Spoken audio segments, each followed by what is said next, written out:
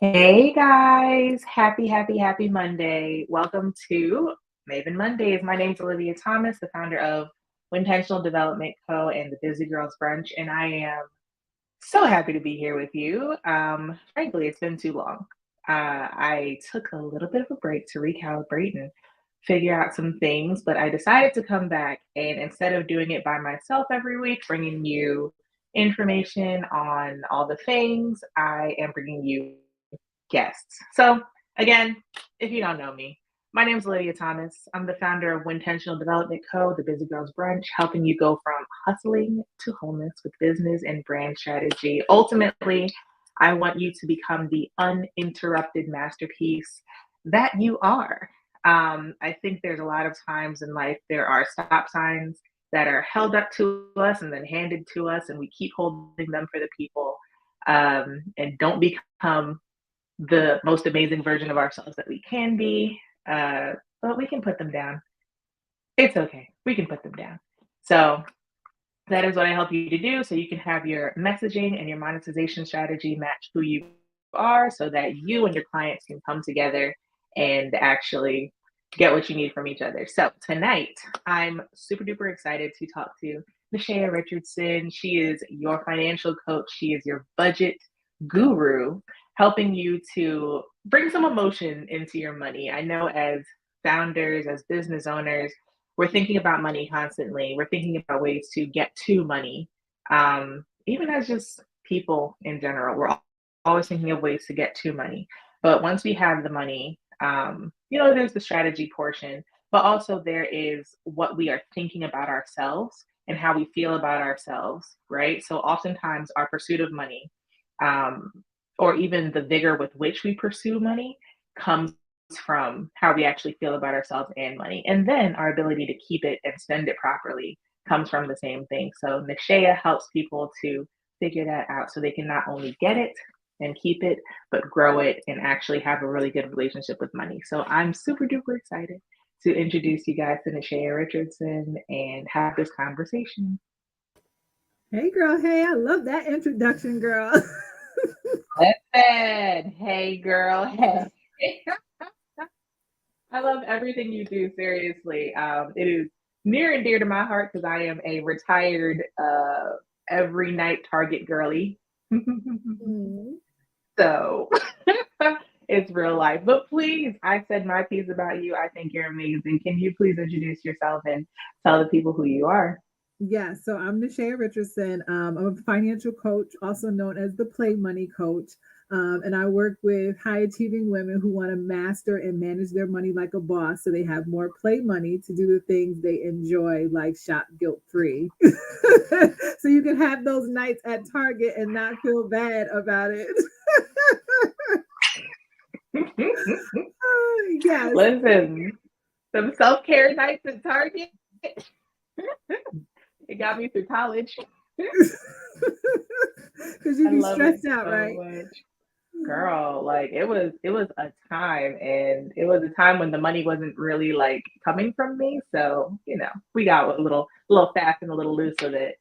Um, so tell me, like, how did you get into this? I know you are a trained coach, right? You're actually a certified coach, which is amazing. I know a lot of times people will kind of jump into coaching and they might not necessarily go for the certification and become like very official, but you actually do have a governing body behind you, which is amazing. On top of being a Six Sigma girly, right? Like, I think that is really cool. I don't think we necessarily bring that structure into a lot of the things that we do. Mhm. And first, I'd love to know how you got into what you do, and then how does Six Sigma kind of play a role in it? Because it's like you are thinking about like managing the project of you, right? So Right. I think that's an interesting combination of things. So please tell me about yourself. How'd you get into this? Yeah, so it's quite interesting how I got into it because it's not the reason why I'm so passionate about it now. I Yeah. got into it because of the pandemic. I was doing like travel agency stuff, and obviously everyone stopped traveling. So I was trying to look for another way to make money, like in a business. because I still have my full-time job. And someone introduced me to a program that was offering like credit services and those types of like credit services, tax preparation, that type of stuff. So I was offering those services, and I realized that those things were temporary fixes. The people who Mhm. needed credit restoration, this wasn't their first go round. And when they did get the credit restoration, they didn't know what next steps to take. Like the mindset work wasn't happening. They were just kind of going in this cycle. So that was like the first thing. And I'm like, wait a minute, there's a bigger thing happening here.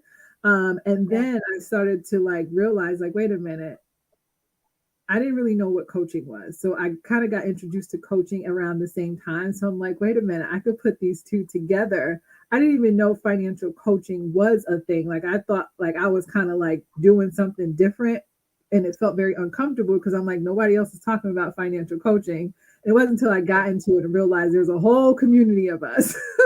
But yeah, so then Love it. I realized like, people, my family members, people were asking me about the things that I did to become a homeowner and kind of get my finances in order. So I'm like, okay, so that's the coaching. And then this is the financial literacy piece, like all the stuff that I had learned from my own mistakes, a lot of stuff that I was learning in the community that I was in that was offering those credit services and things like that. So then I got coaching on how to coach. And then once I got into it deeper, then I realized there was that financial coaching world. And then that's when I went through the Financial Coaches Academy to get that certification to really focus on just the financial coaching. But yeah, so Yeah. that was my initial reason for getting into that. It just kind of happened.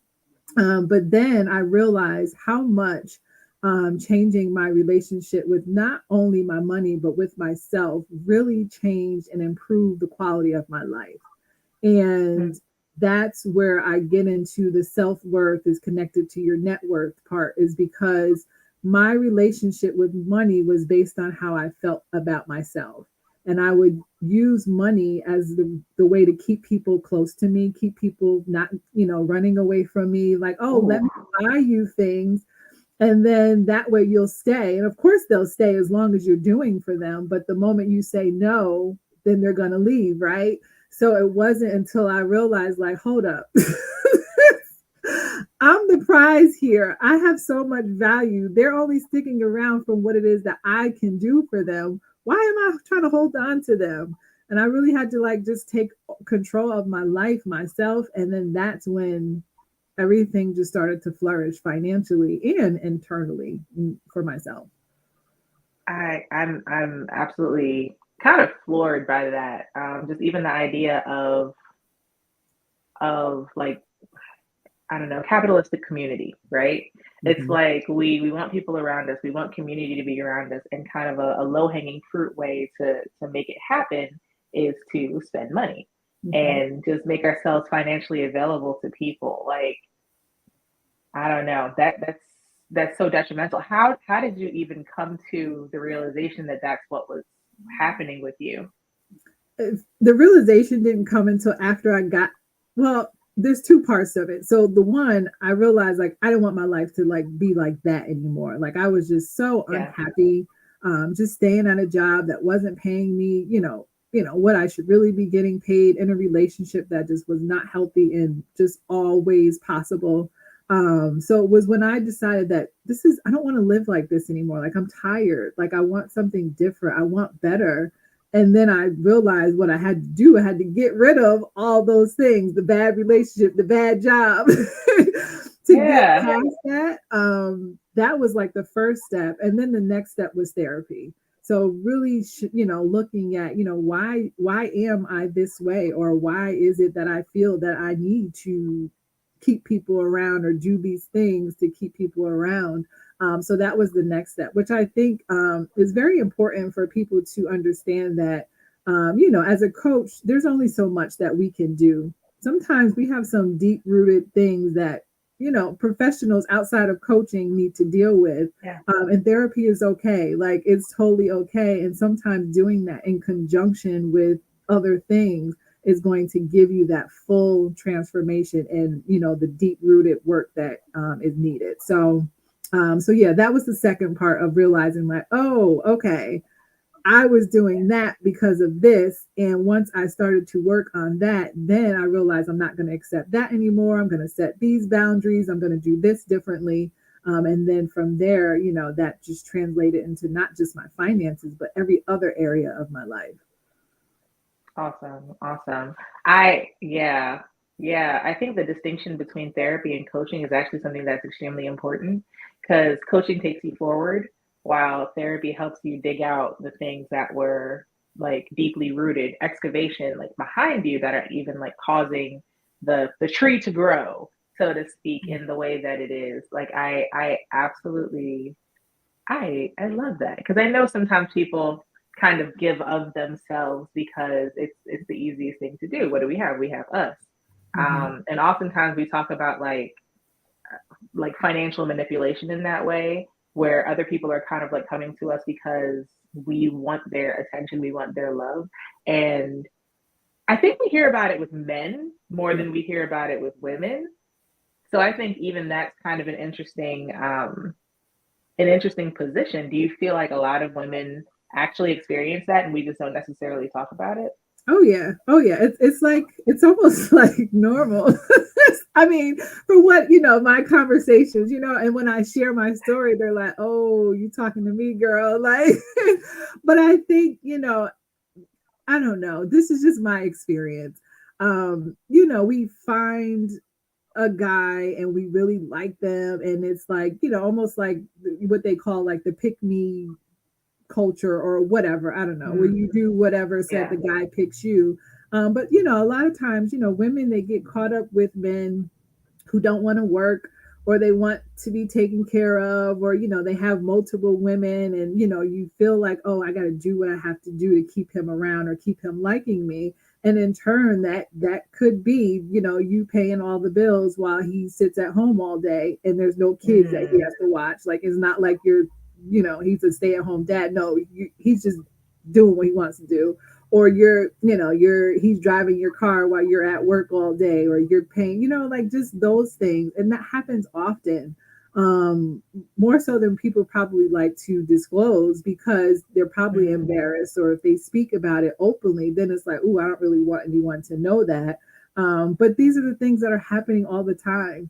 Or there's financial abuse in mm, relationships and marriages, where it's not just um the partner holding all the money or withholding all their money or taking the paycheck when the other person gets paid. It could also be like making you feel guilty that, oh, you didn't put that thing on your credit for me, you don't love me, or or, oh, why didn't you take out that loan for me and give me that money? You don't love me, or I'm going to leave, So that type of yeah. manipulation happens, and that's considered as financial abuse. So it happens more often what people talk about, or maybe they just don't know that that's what it is, and they just kind of deal Yeah. with Mm.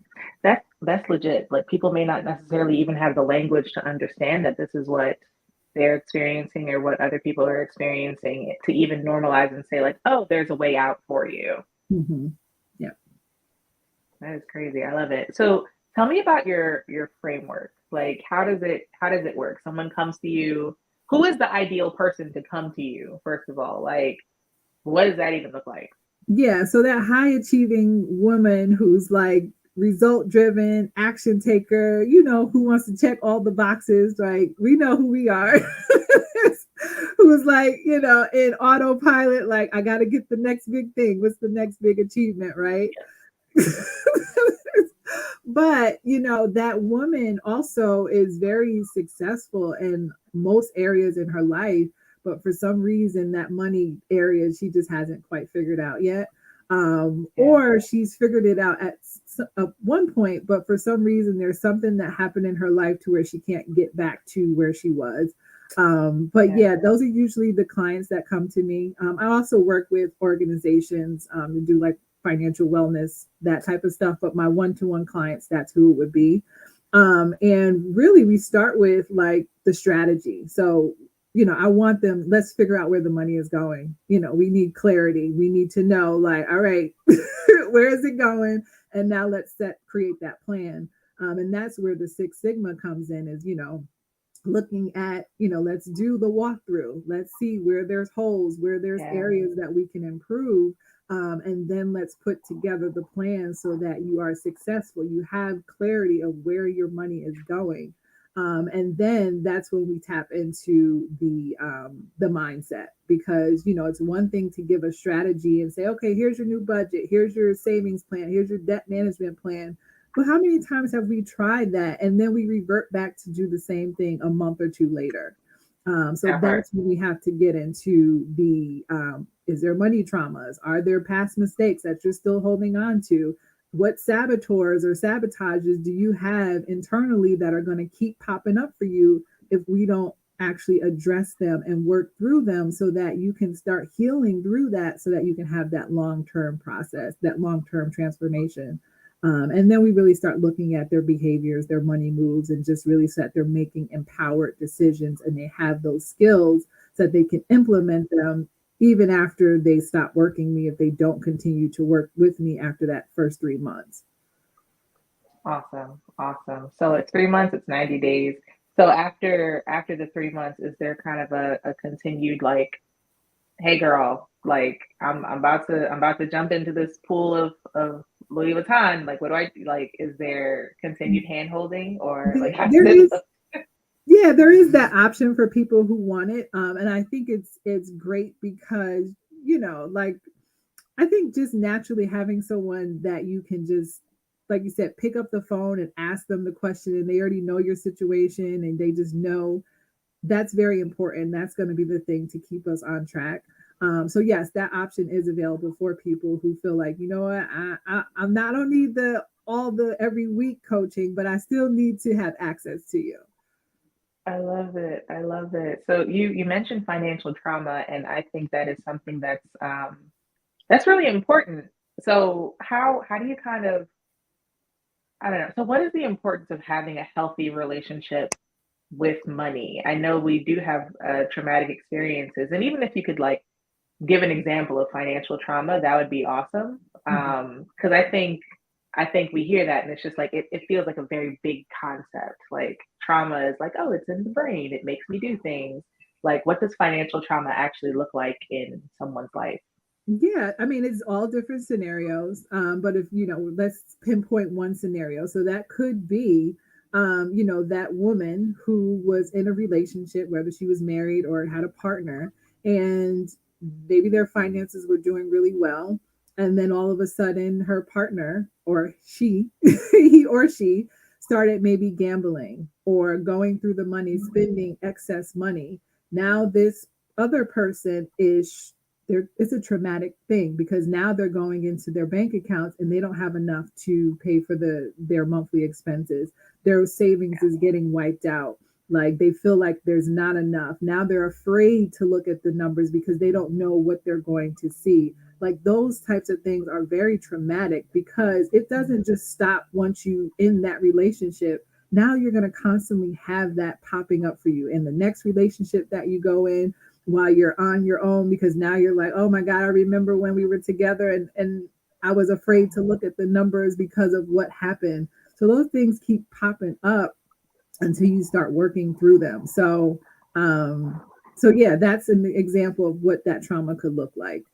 It could just be a number of things. Maybe you did something to get some money so that you can pay a bill, and you're like still beating yourself up about that thing that you did, right? Yeah. Or maybe it's just an experience from when you were younger, and maybe you saw your parents or someone in your family arguing and fighting about money, and now you're carrying that because you're saying to yourself like, man, I don't want to make a lot of money, or I hope I never get a life insurance policy because when my family got that life insurance policy, everybody was fighting and it broke the family up. Now you're afraid of getting those types of, big lump sums of money because of what it might, the damage it might do to your family. So those are the Yeah. types of things that, um, could be money traumas for people. That is so wild because we often talk about like a fear of success, right? And it's just Mm. like the fear of success is really the fear of failure. So it kind of sounds like the same thing where it's like, oh, if I get this big job that everyone can take advantage of me, like that's what's going to happen. Or if I get an insurance policy and I pass, then my family's gonna implode. Like, Hmm. yeah, that's how that sounds. So I mean, like, man, so what does a healthy relationship with money look like?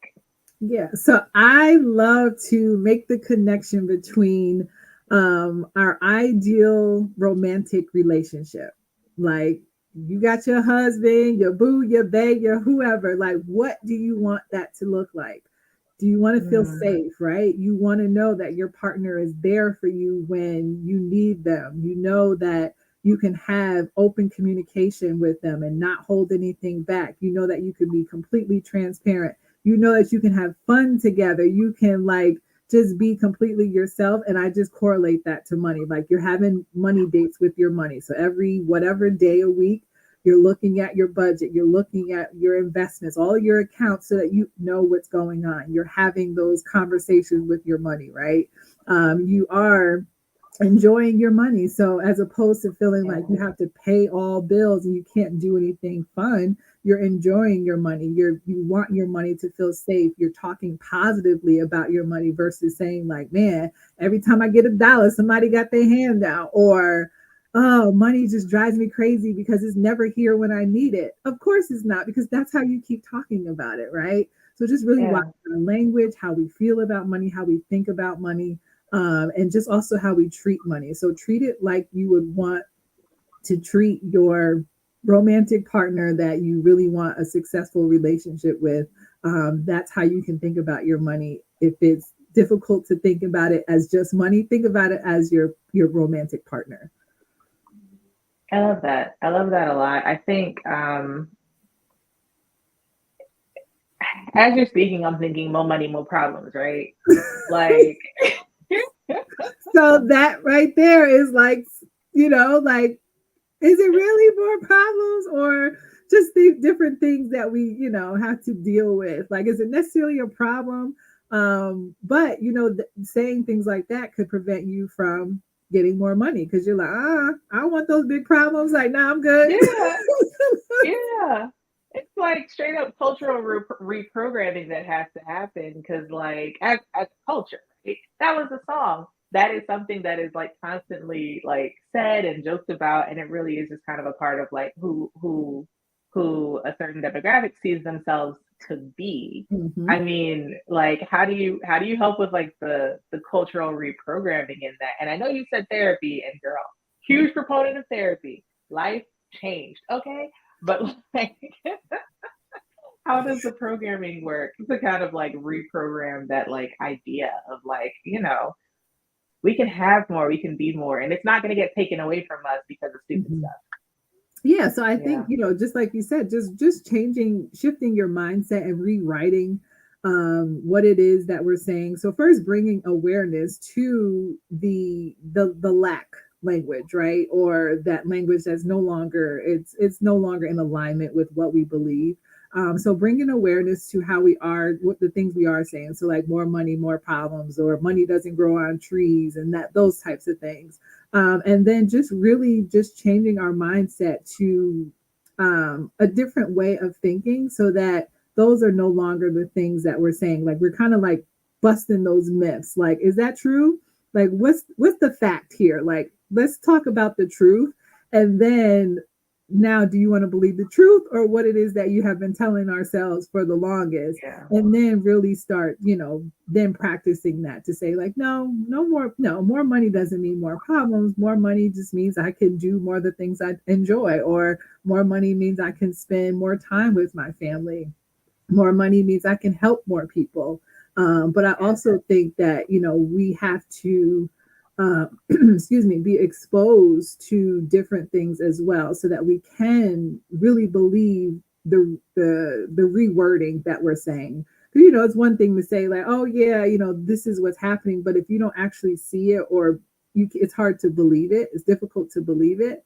So then Yeah. getting yourself in spaces where people are proving that no, it's not more money, more problems, or they're proving that, you know, whatever it is that we're thinking, they're proving the opposite. Or we can even do a little research and say, like, well, let me find some people Mm. who came from where I started, and now they're here. And what are the things that they're doing? Oh, they're a philanthropist. They're helping people, and they have lots of money. It's not just that they're wealthy and holding all the money to themselves. So, yeah, that awareness, and then putting ourselves in spaces where people have that different mindset. Excuse me. And sometimes you can just read some stuff and really start, like, you know, taking on those practices from the things that you're reading. I love that. I absolutely love that. I think my my husband and I were talking about something from, I think, Earn Your Leisure or like 19 Keys or somebody, and he was talking about how the difference maker is exposure. Mm-hmm. Like the more we're exposed to things, sometimes it's not even like the knowledge or what we currently have, this idea of like being smart, but the fact that we can see and grasp some other concepts that can even change our perspective of the possibilities that life has for us. Yep. So I absolutely love that you said that. So I love that you said like no more lack language. Like I don't Mm-hmm. know if you like say that consistently or if that's like I love that. Like no more lack language is such a big deal because what we're telling ourselves becomes who we are, and then it plays into everything else that's happening around us. Ah, girl, Mm-hmm. that is amazing. So if there was an affluence affirmation that you could give people, like what would it be? Oh, I have a few that I use. Let me see, because I changed them up. Okay. Um, this is one that I've been saying frequently. So I'll just say one that's like on top of my mind that has been my thing. Is I'm open to receiving expected and unexpected money. Um, and I also listen to binaural beats. So that's another thing that people can do. You can listen to it, like just have it playing in the background during the day. There's different Yeah, ones for different things and wealth that you want to attract. Um, yeah, just go to YouTube and you'll find a whole bunch of them. And you can also play them as you're sleeping too, so it gets into that subconscious. But yeah, so that is one of the things that I have been saying and playing recently, and there has been lots of expected and unexpected money that has been coming into my life. And I have also, this is kind of going off topic, but I have like really opened myself up to receive more. And it's really mhm, not just in the space of money, but money obviously comes along with that, because that's the other thing is sometimes we ask for more money, but our capacity to receive needs to be expanded. We're probably already at our limit, maybe that 50K, 70K, 100K, wherever we are, that's probably our limit. And we haven't opened up our capacity to receive more, which is why it's not coming in. So one of those ways that we can do that, girl, I got up to a tangent. Well, one of those ways that oh, we, yes, we can start receiving in just small areas in our life. And I actually posted this earlier, but just small things like if someone says, "Oh, you look great today," instead of us saying like, "Oh, really? This old shirt and my hair look crazy." Oh, really? We can just say yeah. thank you, and that allows us to. That's our expanding our capacity to receive. If someone, your husband or whoever says, "Babe, can I, do you want me to pick up dinner tonight?" Just say yes, that would be great, as opposed to saying, "No, that's all right, I'll cook." No. Let the man buy dinner, right? Or, the people at the grocery store, "Can I bag your groceries?" "Yes, you can, thank you so much." "Oh, can I take that plate to the trash for you?" "Absolutely, thank you so much." Allow ourselves to receive. Can, as far as, money, open up an account for your savings or whatever it is that you want to use it for, so that you can allow yourself to receive more money. Like, it's just going to all be connected. But yeah, sometimes we've reached our limit of what we can receive because, we haven't expanded our capacity. So that's an exercise that people can do. But that was my affirmation. I got off on tangent, but that's the affirmation that I can share. Listen, that was like, I don't know, maybe it was for me because the other day my husband and I were having this conversation, and I was telling him like I'm learning how to receive his softness towards me. Hmm. Um, because I was explaining to him, I'm like, I'm the youngest of four, and I'm the only girl, and I've always been tough, right? There's always been a hard exterior that I've had to kind of like have in order to survive, right? Hmm. And survival looks like doing it yourself all the time and not necessarily opening yourself up to like being receptive to other people, being receptive to softness or care in a way that somebody else wants to actually offer it to you. So, yeah, like the vulnerability of opening yourself up to receive is huge, Hmm. Yep. girl. Yes. So when that client say, "Oh, that's all it is," girl, raise your rates. Or when they say, "Can I pay in full versus monthly payments?" Absolutely, you can. Here's the link. Like, Yeah. and yeah, it's just, yeah, it's layers to it, but that is, it feels good to receive. It also feels good to give, but sometimes we give so much, and we don't allow ourselves to get that back because we're saying like, oh, I'm doing this, I'm doing out of service, I want to love on people, but allow people to love on you too and receive that back. So this was for me. Like it just was, and I receive it completely. As a bona fide giver, okay, like Yeah. until I'm blue in the face, and I'm just learning how to begin accepting what other people are giving for me. So that's amazing. So let's talk about these binaural beats Yes. actually, because like Mhm. we moved past that kind of quickly, and I've heard of them.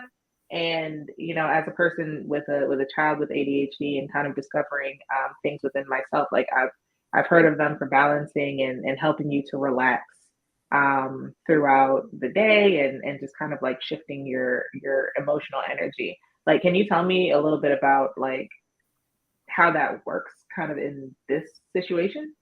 Yeah, so it's the subconscious. It's getting down to the subconscious and the way that we might be thinking about money or something that we want to receive, and we want to like shift our mindset to where we're in that space of really attracting it. So they have, like you mentioned, they have it for all different things. I primarily listen to the money ones because I want to attract more money, or more Yeah. clients, those types of things. But they do have it if you want to like improve your happiness or, your, I'm trying to think of some of the other ones that I've used in the past. But happiness is one that comes up for me, prosperity. So I, I I find that when I have it playing, I don't even Mhm. notice it. And then sometimes if I just take a moment to like pause, then certain things that are playing, like because they're saying stuff, it just sounds like there's noise, but they're really saying like you are open to receive. They're saying different things in these beats. So when you take a moment to actually pause and listen, like they're actually saying words to you versus just sounds. So that's Yeah. pretty cool. But I found that when I was in a space where I wasn't like I needed it the most, it was very uncomfortable to listen to. Like it will almost sound like a distraction. I couldn't really like focus on what I was doing and have it playing in the background. And actually, one of my coaches, she said that those, when you have that, that means that's the one that you really need to be listening to because that's what you need in that moment. But Mhm. yeah, it's definitely a way to get into the subconscious. So if people are feeling like, they want to attract more money or they want to have maybe they don't feel like they manage money well, they want to be better with money, they can play those throughout the day. And they also have sleep ones where you can play them at night. And that's what you listen to when you go to sleep so that it's getting into your subconscious versus, just saying like, oh, I just want to be better with money and, hoping that it happens. So it just kind of helps the process. That is really cool. I absolutely I love that because I love music in Hmm. general, kind of as a force multiplier, right? Like if there's something that I need to be thinking about or something I need to like remember or just like anything, like music is generally the thing that keeps me motivated. I literally have like the same like get it done song that I've been playing for years, and it just like when I turn it on, it's like, oh, we're working now. This is a great trigger. Like I love that. That is excellent. I've never, maybe I just haven't looked into them deeply enough beyond, the things that I've known them for. So that's amazing to even think about it in terms of um just it speaking to you in Mhm. the way to help you shift your mindset around things that are like real tangibles. Yep. Like Mhm. that's dope. Okay. All Yep. right. Listen, you changed my life. To anybody Yeah. else, I don't know. This was for me. Seriously. So you started this in the pandemic. Um, the world was shifting and all the I don't know, everything was different and new. Um, so what was the mission that really came to you? Like what is your mission that was like, you know what, this has to be the thing? And where did it like I don't know, when did you realize that it was your mission? I think once I started making impact, so like the more I Mm, started talking about money and you got to budget and you got to do this, and the response that I was getting from it, and then I was like, oh yeah, this is what you're supposed to be doing. Like you got to stay with this and stay full force. I will say that it has not always been easy. Like there was definitely a few times where I was like, I don't know if I'm supposed to be doing this. But then there was always that moment where someone inboxed me or they text me or they called me and like, girl, I'm so proud of you. Like, oh my God, like you don't even understand. Like I changed this because you talked about this. And then that's when I was like, okay. And then when I really started to tell my story, so then I stopped being like putting up the facade and really got into how I built a healthy relationship with my money and why it is so important to me because like I don't even like it like really like I get emotional because it's like we're so powerful and something as simple as money can hold us back from so much awesomeness. And it's not just women, it's just something, it's just a taboo. Nobody wants to talk about it, nobody wants to deal with it. But when I see that it's something that we all have access to, but yet it's something that's so heavy and emotional, and it just really has people unhappy when we can just like take back our control. I'm like, come on, like let's go. But I know that there's just so much, right? There's so many things that have happened, so much things people are telling us, our communities, the things that we've grown up with, and even myself. Like I know that every level that I get at, like I'm not a millionaire. Like you know what I mean? There's still goals that I want to accomplish, but I know that every level that we get at, there's going to be more work that needs to happen.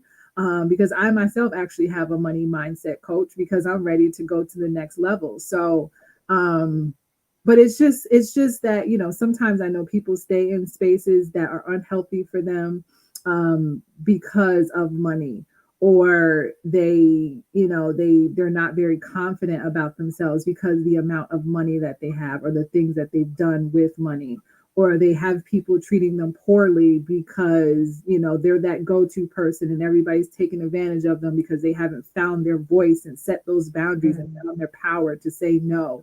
Like there's so much that comes into financial coaching. It's almost like you're the empowerment coach, you're the confidence, and like all these things happen. yeah. But I know that there's an internal thing that also has to happen, specifically for women. I'm talking about that. When we find our value and we really start like stepping into that to say like, no, like I'm going to go after what I want, or if this is not in alignment with what I say I want, I'm going to stand firm in that and set those boundaries and tell people that this is what I want and this is the direction I'm going in, versus holding on to those stories or those things that people have told us. Oh, you got to help your family because if you got it, then everybody has it.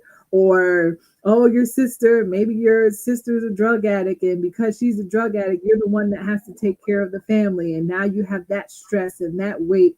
There's just a lot, right? And I think it's very powerful when we can find our voice and really just be confident about our financial decisions that we are making for ourselves and be able to help other people if that is what we desire. And if we don't, be very confident to say, like, no, this is not what I'm going to do. This is what I'm going to do. And I feel good about it. Um, so, yeah, there's a lot.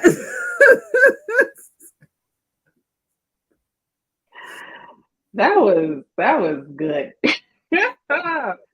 Yeah, that was so much reality because even the fact the guilt, right? Mhm. Like the responsibility that people tend to have, especially toward their families, where it's like, oh, you're the one who's got it, um, or you're the one who's made it, right? So now Mhm. because you made it, like the rest of us are your responsibility, and what that looks like can look very different for a lot of people. I think that is such an important thing to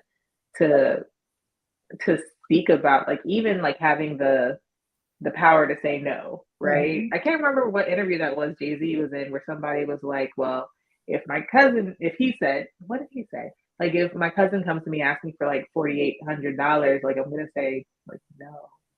Yeah. Like People and, were and so upset. upsetting spaghetti.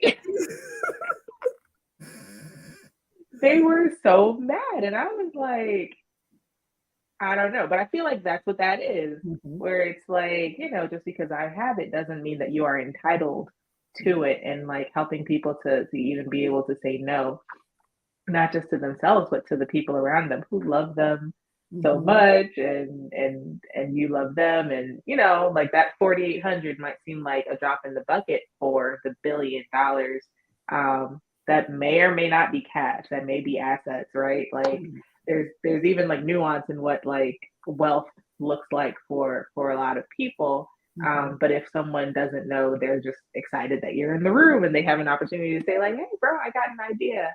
um, yeah, that's heavy, the guilt and the responsibility that people tend to carry. Girl, you're helping people. But and there's also that survivor's remorse too. That kind of goes in with the guilt. Mm, It's not just survivor because from a, I don't know, a disease or a traumatic, massive shooting or something like that. No, it goes into finances too. Like you say, you're that one who made it. You're the one who has all the money. Now you have that survivor's guilt of, oh, I'm leaving all my people behind. yeah, So now I got to take care of everyone because I'm the one that made it. And, then you have to work through that to say, like, nope, they can give them resources, right? You don't have to give them money. Maybe give them a strategy they can use so that they can make some money or whatever. It can be different for every person. But there's so much responsibility that is put on people because they made it or they're that person, which is why some people move away because they're like, you know what, let me get away from this family because if I'm not accessible, then they can't ask me for money. As opposed to just having the conversation to be like, look, I'm staying here, but you can't have none. Like, so, distance is easier than boundaries. yes, So yep. is yeah, running these streets. So that just threw me off completely.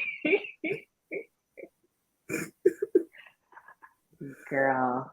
Um, so let's talk about your business model. So it sounds like you have a one-to-one coaching model. Is that what the entire like delivery system is for you, or are there other means of doing it? I think I saw that you do workshops and classes as well. Yeah, so primarily one to one is what I'm focusing on right now. I did have a membership for about 6 months of this year. This is actually the last month. I just found that it wasn't making the impact that I desire for it to make because I Yeah, wasn't getting that one to one time with the clients. I wasn't seeing their finances. It was just me showing up, doing master classes every month, hosting a coaching session. And then I found that people weren't as engaged because there was real no accountability. Like they didn't really have to be there. They were paying, but they didn't really have to be there. And yeah, that's not what I want. Like if you're paying me, like I want to know that we're making impact, we're doing, so, I let that go, but it also allowed me to focus on other areas. So I have my one-to-one. I also coach for the Affordable Housing Partnership. I have a contract with them, and I do a monthly money strategy for their home buyers match program, which is really like, it's really amazing for me because that's the program that I went through when I became a homeowner. So it's like full circle to where, they gave me so many resources and access to grants and everything, to where now that I can get to be a part of that process, it's like, yes, like it just feels really good to do it. But I'm like, well, I'm doing this for them. Why not also offer it to other corporations? So now that's where I'm really tapping into, is that financial wellness for employers, and so that their employees can have access to that, because that's going to increase retention. It's going to boost the morale in the office. Like if people have control of their money, they're going to be more excited about going to work versus stressed out about finances. So that's going to be my focus. But I also have a financial wellness retreat that I'm going to be doing in March in Puerto Rico. And it's going to be open to 8 women, and they're going to get a chance to work with me one-to-one. And then there will be some group capacity there as well. So there'll be community. And then we'll have the actual retreat in March. So that's actually going to be launching the first week of November. So I'm really excited about that because this will be my first retreat. And I love group, but I also like for people to have that one-to-one support. So I'm really excited to see how it all transpires, because that may be my main focus versus my one-to-one. So yeah.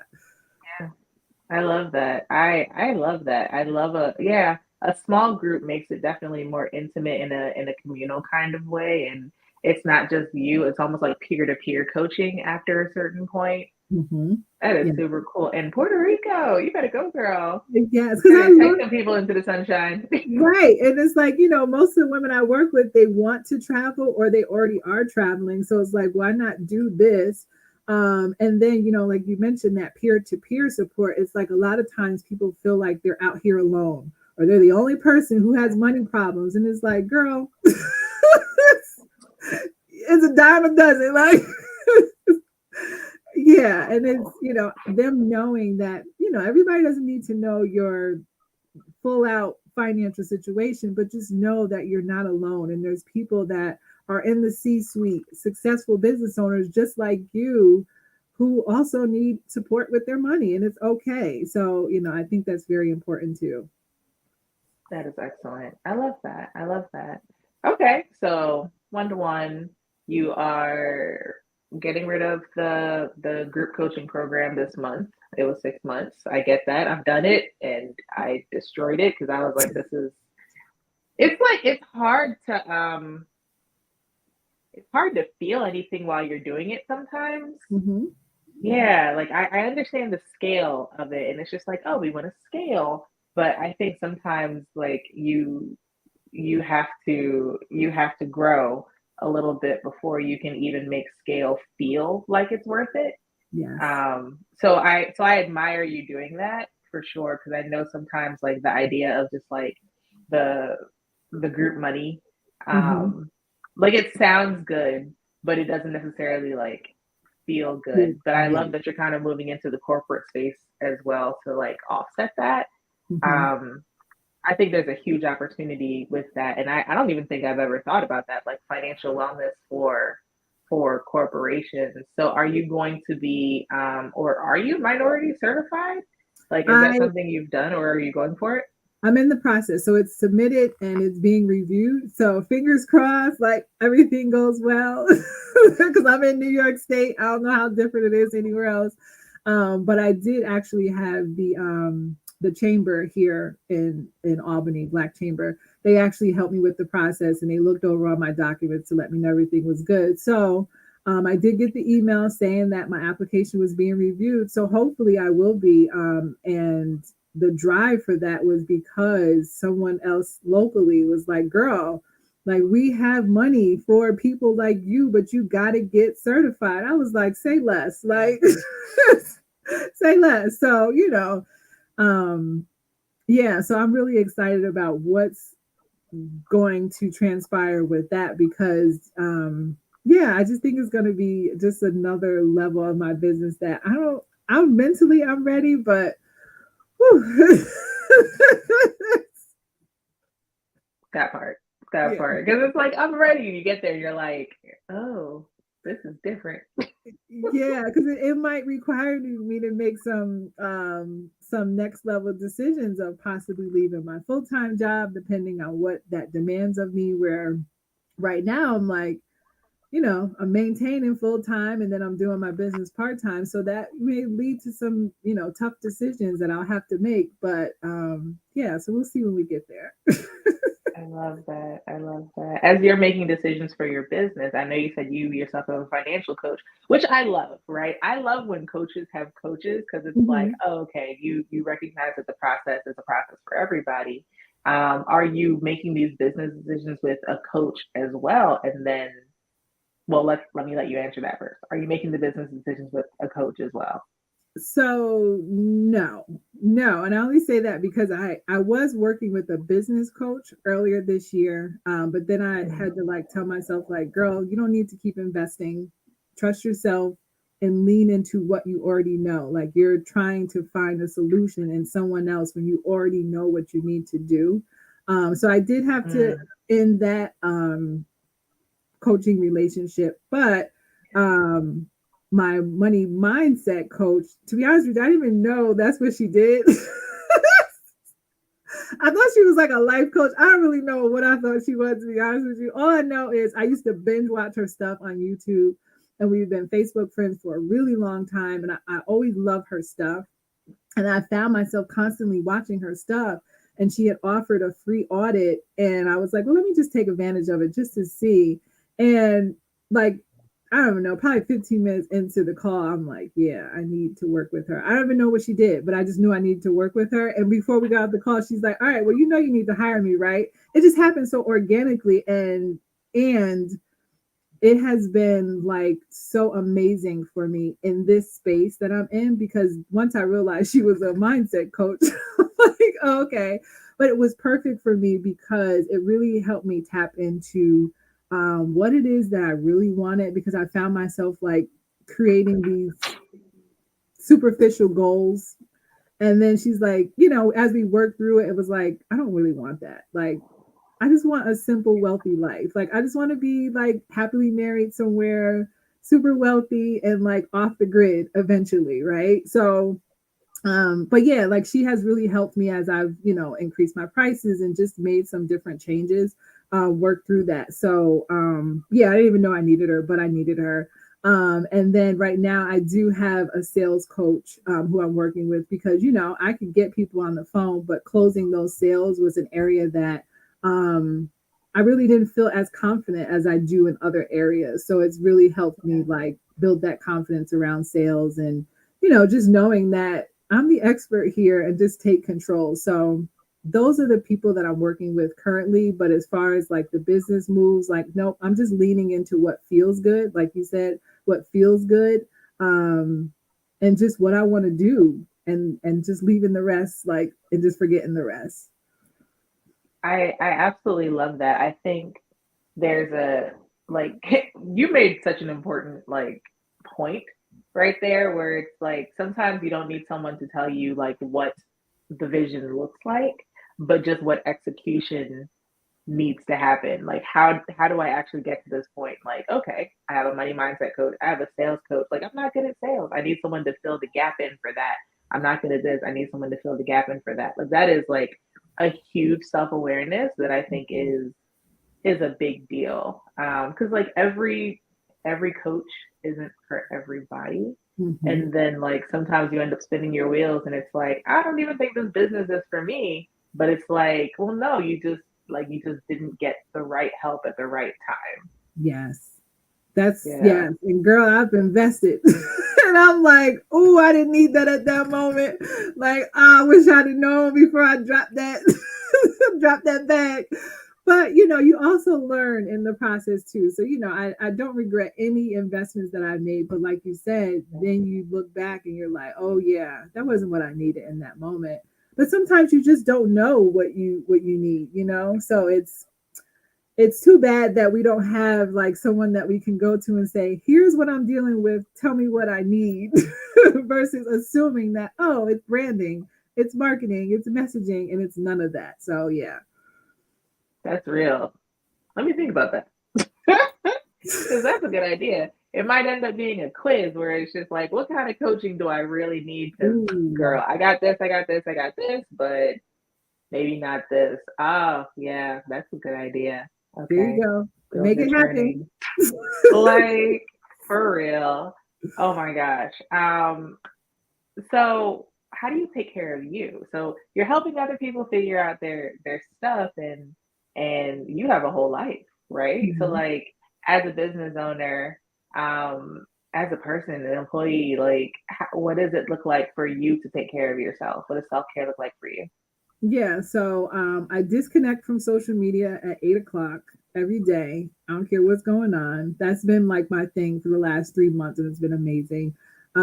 Usually, my weekends are free of business unless I just happen to take a client or just I'm doing a speaking event, but those are rare, right?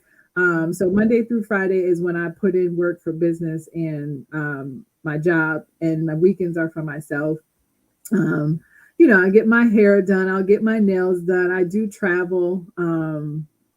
But yeah, like that's my self care. Sitting in the laying in the bed all weekend if I feel like it, and binge watching something, like just eating badly if I feel like it. Like,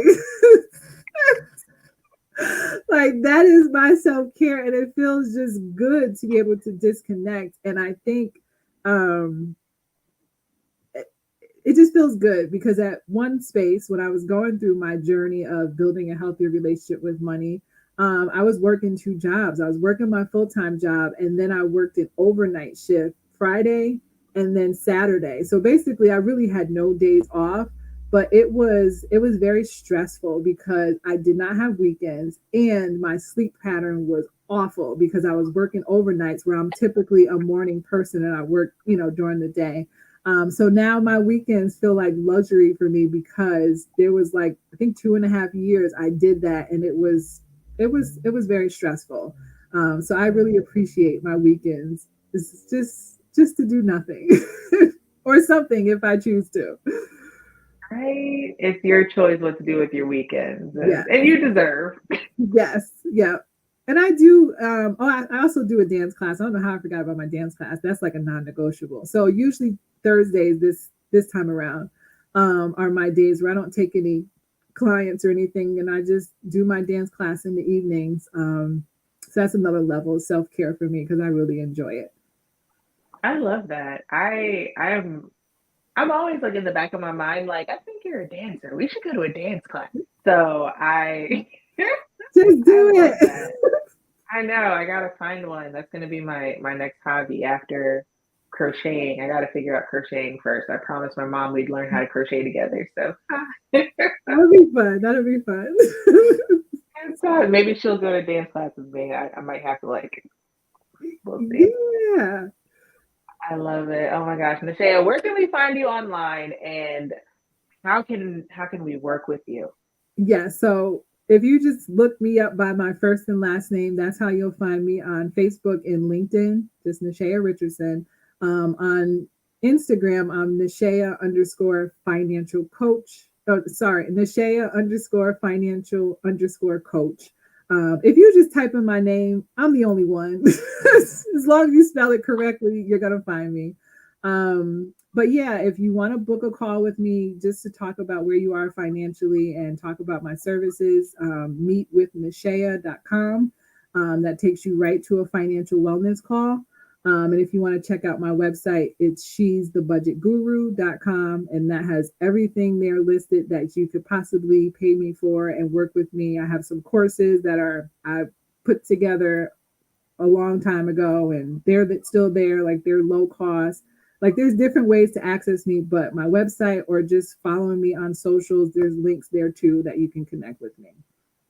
Awesome, awesome, awesome, awesome, ma'am. This was a conversation. Okay, like I I am leaving changed and I have action steps that I can go take. Seriously, I am beyond grateful for you, for your time, for everything you're doing, frankly. Um I think a lot of us are, again, I think we're chasing the money. I think we're definitely thinking about the ways to build the future in terms of like receiving and figuring out what it looks like for money to actually come to us. But I don't necessarily think we are thinking about our relationship with it when we're in pursuit and then when we have it. And I think the work you're doing is so very important. And for sure, I want to thank you for everything you've shared and what you're doing. And I'm excited to see everything that comes next. And I want updates when you become like a corporate girl and you're getting those big contracts. And like, I want to like, whew, let's share the journey. That is the long and the short of it. So again, thank you so much for being here. I appreciate you. You're welcome. I'm glad that you had me. And if you want me to come back, just let me know. We can talk about what that looks like. Listen, you will be back, and I am excited about that. Thank you very much. You're welcome in advance. I know, right? All right, girl. You have a good night. See ya. Bye bye. Oh my gosh, Nishaea dropped all the gems. Seriously, I'm so glad she was here with us. To give us all that information seriously. So thank you for being here too. For anyone who was here from the beginning to the middle to the end, seriously, I hope you learned something. And I hope you connect with her. Please follow Nishaea. I will put her information in the comments and in the description. And if you want to work with me, if you're looking for brand or business strategy, feel free to book a discovery call with me. I just want to help you become an uninterrupted masterpiece and truly build the messaging and the monetization strategy that works for you and your business and attracts the clients that are your people. Seriously, no hard sell. Get on this discovery call. We can talk about it and figure out what it looks like for you to become the best version of you. Until then, have a great night. I will see you next Monday or somewhere on the internet. Please feel free to join Busy Girls Brunch, busygirlsbrunch.com. If you want me, I'm at wintentional.com and LinkedIn and anywhere you can find Olivia C.S. Thomas. That's me. All right. Have a great night. Talk to you later.